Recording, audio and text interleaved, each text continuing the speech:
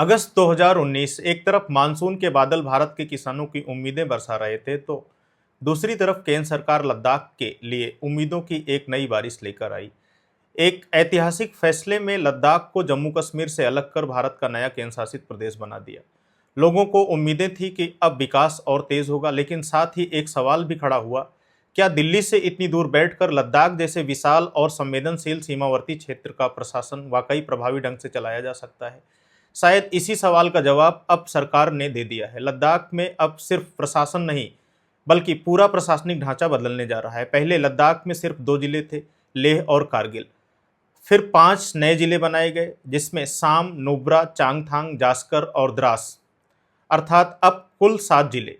और अब इन 7 जिलों में ऑटोनॉमस हिल डेवलपमेंट काउंसिल अर्थात स्वायत्त पर्वतीय विकास परिषद बनाई जाएगी। पहले यह व्यवस्था सिर्फ लेह और कारगिल तक सीमित थी, लेकिन अब हर जिले को स्थानीय स्तर पर ज़्यादा अधिकार मिलेंगे। मतलब स्थानीय सड़कें, पानी, ग्रामीण विकास और स्थानीय विकास से जुड़े अधिकांश फैसले अब स्थानीय स्तर पर किए जा सकेंगे। यही है ग्रास रूट गवर्नेंस, अर्थात जमीनी स्तर पर लोकतांत्रिक विकेंद्रीकरण। लेकिन बदलाव यही नहीं रुका। सरकार ने एक साथ 17 नई तहसीलों का भी ऐलान कर दिया है। पहले तहसीलें थी 15, अब हो जाएंगी 32, अर्थात भूमि रिकॉर्ड, राजस्व कार्य और सरकारी सेवाएं अब लोगों के और करीब पहुंचेंगी। इसके साथ ही पीडब्ल्यूडी और पीएचई में 5-5 नए डिवीजन या संभाग बनेंगे। साथ ही पीएमजीएसवाई के तहत दूर दराज इलाकों तक सड़क नेटवर्क को मजबूत किया जाएगा। नई तहसीलों के लिए नए तहसीलदारों और प्रशासनिक कर्मचारियों की भी नियुक्ति होगी। लेकिन इस खबर का सबसे बड़ा पहलू सड़क या तहसीलें नहीं है, बल्कि संवैधानिक सुरक्षा है। लद्दाख के मुख्य सचिव आशीष कुंद्रा ने बताया कि केंद्र सरकार के साथ कई दौर की बैठकें हो चुकी हैं और लद्दाख के लिए आर्टिकल 371 जैसी विशेष संवैधानिक व्यवस्था पर विचार चल रहा है।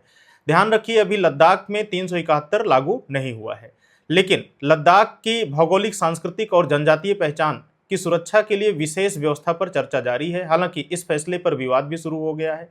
कारगिल डेमोक्रेटिक अलायंस अर्थात केडीए का कहना है कि 17 नई तहसीलों में 12 लेह को मिली हैं, जबकि कारगिल को सिर्फ 5। उनका तर्क है कि कारगिल का क्षेत्रफल और जनसंख्या अधिक होने के बावजूद उसे कम प्रतिनिधित्व मिला है।